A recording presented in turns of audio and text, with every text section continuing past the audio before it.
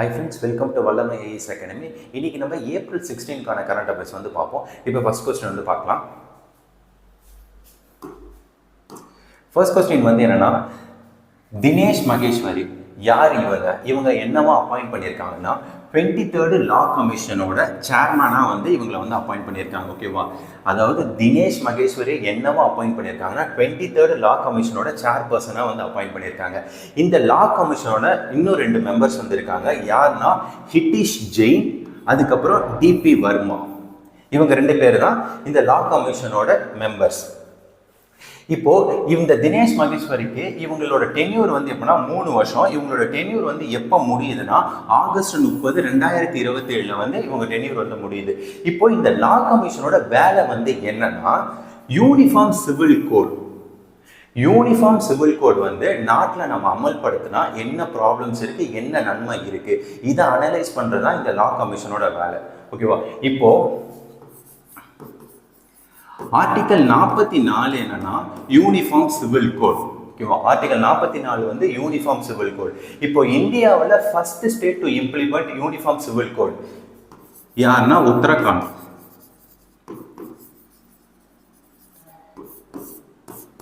First state to implement uniform civil code. 23வது law கமிஷனோட சேர்மனா யார் அப்பாயிண்ட் பண்ணியிருக்காங்கன்னா இந்த தினேஷ் மகேஸ்வரி அவங்கள தான் வந்து அப்பாயிண்ட் பண்ணியிருக்காங்க.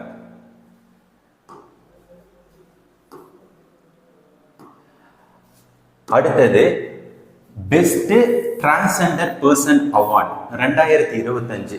இதை வந்து யார் அனௌன்ஸ் பண்ணியிருக்காங்கன்னா தமிழ்நாடு சீஃப் மினிஸ்டர் தான் வந்து கொடுத்துருக்காங்க.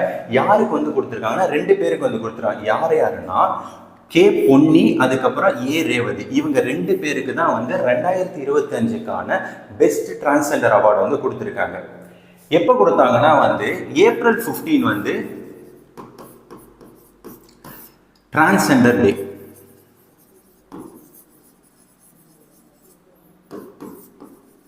அப்பதான் இந்த அவார்டு வந்து கொடுத்துருக்காங்க. இப்ப தமிழ்நாட்டில் வந்து டிரான்ஸ்ஜெண்டர் வெல்ஃபேர் போர்டுன்னு ஒன்று இருக்கு. தமிழ்நாட்டில்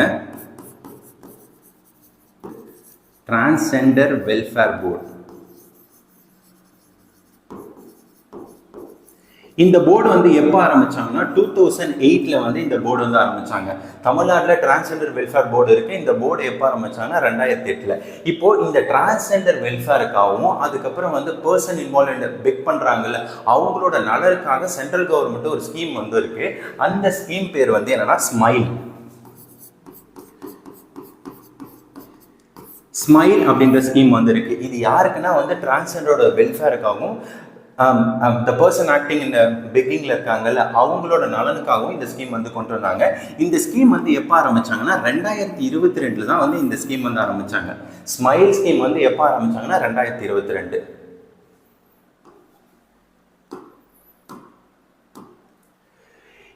Indian weight lifting federations athletic commission இதோட நியூ சேர்பர்சனை வந்து அப்பாயிண்ட் பண்ணியிருக்காங்க. யாருன்னா மீராபாய் சானு.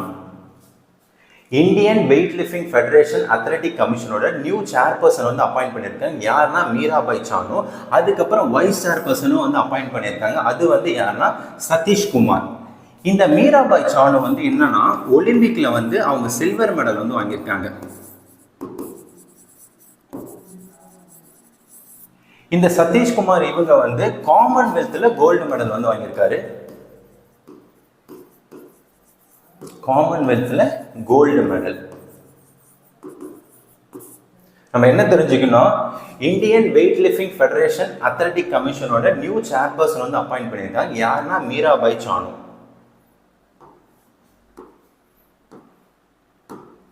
அடுத்தது Tamil Nadu chief minister announce the formation of committee. அதாவது நம்ம சீஃப் மினிஸ்டர் வந்து ஒரு கமிட்டி வந்து போட போறோம்னு அனௌன்ஸ் பண்ணியிருக்காங்க. எதுக்காகனா வந்து சென்ட்ரல் ஸ்டேட் ரிலேஷனுக்காக வந்து ஒரு கமிட்டி போறேன்னு சொன்னாங்க. சென்ட்ரல் ஸ்டேட் ரிலேஷன், அதுக்கப்புறம் ஸ்டேட் அட்டானமி, அதாவது மாநில சுயாட்சிக்காக. யாரோட தலைமையில வந்து இந்த கமிட்டி வந்து போடுறாங்கன்னா former supreme court judge Kurian Joseph அவங்களோட தலைமையில வந்து போடுறாங்க. அதாவது வந்து சென்ட்ரல் ஸ்டேட் ரிலேஷன்ஷிப்புக்காக ஒரு கமிட்டி வந்து போட்டிருக்காங்க தமிழ்நாடு கவர்மெண்ட். யாரோட தலைமைன்னா குரைன் ஜோசப் அவங்க தலைமையில். இதில் வந்து மெம்பர்ஸ் இருக்காங்கன்னா இதுலேயும் மெம்பர்ஸ் இருக்காங்க 2 பேர், அசோக் வர்தன் ஷெட்டி அதுக்கப்புறம் நாகநாதன். அசோக் வர்தன் ஷெட்டி அதுக்கப்புறம் நாகநாதன் தான் இதோட மெம்பர். இவங்க வந்து என்ன சொல்லியிருக்காங்கன்னா இந்த ரிப்போர்ட்டை வந்து எப்போ சப்மிட் பண்ண சொல்லியிருக்காங்கன்னா ஜனவரி மாதம் 2026 வந்து ரிப்போர்ட்டை சப்மிட் பண்ண சொல்லியிருக்காங்க. அதுக்கப்புறம் ஃபைனல் ரிப்போர்ட் வந்து 2 வருஷத்துக்குள்ள வந்து சப்மிட் பண்ண சொல்லியிருக்காங்க.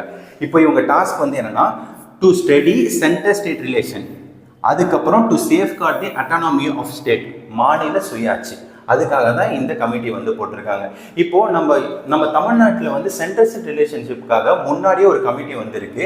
அது எப்போ போட்டாங்கன்னா 1969 டிஎம்கே கவர்மெண்ட் தான் போட்டாங்க.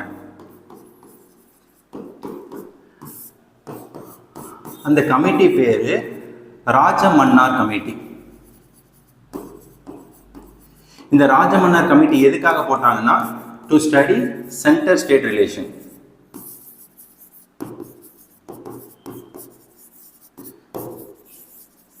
இப்போ ரீசெண்டாக வந்து சென்ட்ரல் ஸ்டேட் ரிலேஷனுக்காக ஒரு கமிட்டி போட்டிருக்காங்க. யார் தலைமையில்னா இந்த குரைன் ஜோசப் அவங்க தலைமையில்.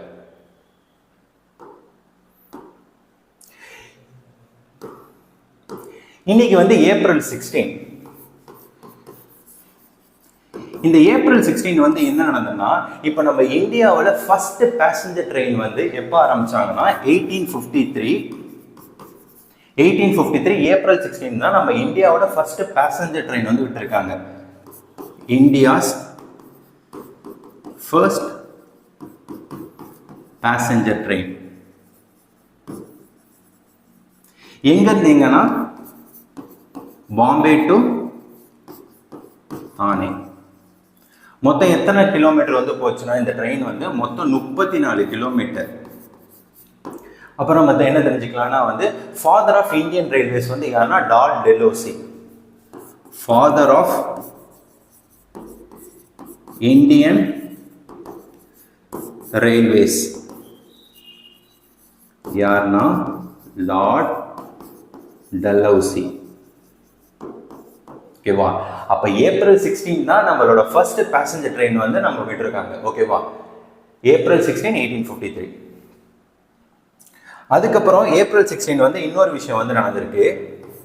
அதாவது ஏப்ரல் 13 வந்து ஜாலியன்வாலாபாக் இன்சிடென்ட் வந்து நடந்துச்சுல்ல, அந்த இன்சிடென்ட்டை எதிர்த்து காந்தி வந்து கடுமையான ஒரு போராட்டம் வந்து பண்ணாங்க. அது வந்து எப்போ பண்ணாங்கன்னா ஏப்ரல் 16 தான் வந்து பண்ணாங்க. இது வந்து எப்படி சொல்லுவாங்கன்னா வந்து பிரேயர்ஸ் அண்ட் ஃபாஸ்டிங். பிரிட்டிஷை எதிர்த்து காந்தி வந்து ஜாலியன்வாலாபாக்குக்காக வந்து எப்போ வந்து உண்ணாவிரதம் இருந்தாங்கன்னா ஏப்ரல் 16 அப்போ வந்து உண்ணாவிரதம் வந்து இருந்தாங்க. இந்த ஜாலியன்வாலாபாக்கில் வந்து எவ்வளோ பேர் வந்து இறந்துருக்காங்கன்னா 379 பேர் வந்து இறந்துருக்காங்க. இந்த ஜாலியன்வாலாபாக்காக போடப்பட்ட கமிஷன் வந்து என்ன கமிஷன்னா ஹண்டர் கமிஷன். Hunter commission. அதுக்கப்புறம் ஜாலியன்வாலாபாக் நடந்ததுனால தன்னோட நைட்வுட் பட்டத்தை வந்து யார் அனௌன்ஸ் பண்ணதுன்னா ரவீந்திரநாத் தாகூர் அவங்க.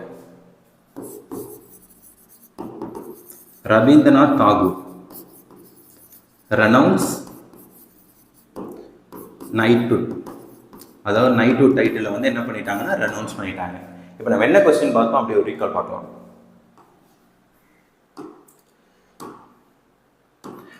அதாவது 23rd லா கமிஷனோட சேர்பர்சனா அப்பாயிண்ட் பண்ணியிருக்காங்க. யாருன்னா தினேஷ் மகேஸ்வரி.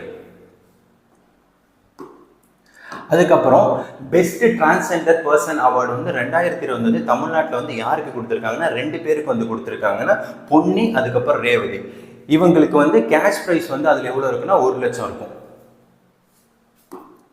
அதுக்கப்புறம் Indian weight lifting federation athletic கமிஷனோட நியூ சேர்பர்சன் வந்து அப்பாயிண்ட் பண்ணியிருக்காங்க. யாருன்னா மீராபாய் சானு.